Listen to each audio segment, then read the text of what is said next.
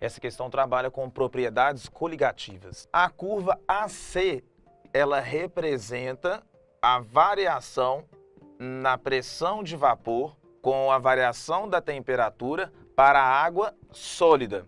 Quando a gente compara agora as curvas CD com as curvas BE, nós vamos ter a água líquida ou uma solução aquosa de cloreto de sódio.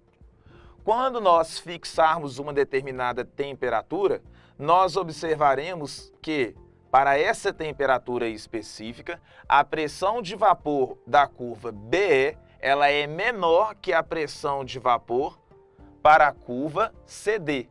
A adição de um soluto sólido não volátil diminui a pressão de vapor do solvente. A gente pode afirmar que a curva, então, BE, trata-se, então, da variação da pressão de vapor em função da temperatura para a solução aquosa de cloreto de sódio.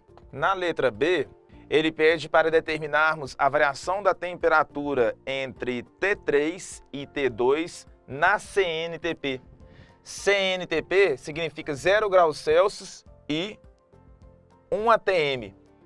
Na temperatura, na pressão de 1 atm, quando a gente pensar na temperatura T3, nós vamos ter essa temperatura aqui, que é a temperatura de ebulição da água, que é a 0 graus Celsius, né, ao nível do mar, ou seja, sob pressão de 1 atm, a água entra em ebulição a 100 graus Celsius. Lembrando que o gráfico CD trata-se da água pura. E na temperatura T2, que é o momento onde a água passa do estado sólido para o estado líquido, nós temos então a temperatura de 0 graus Celsius. Então a variação 100 graus Celsius menos 0 graus Celsius vai dar a resposta de 100 graus Celsius.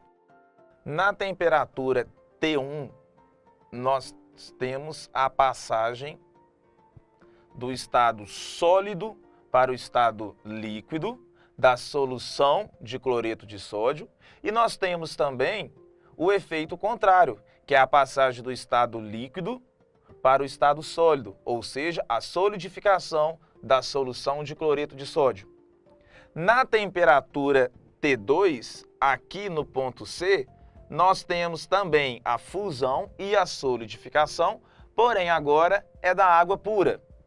A diferença entre essas temperaturas, T1 e T2, nós podemos considerar como sendo o efeito crioscópico do solvente causado pela dissolução do cloreto de sódio, que é um soluto sólido não volátil. Na letra D, ele pede qual que é o significado do intervalo indicado pela letra X. O intervalo indicado pela letra X é a diferença nas temperaturas de ebulição. Diferença nas temperaturas de ebulição do nosso líquido puro com a solução.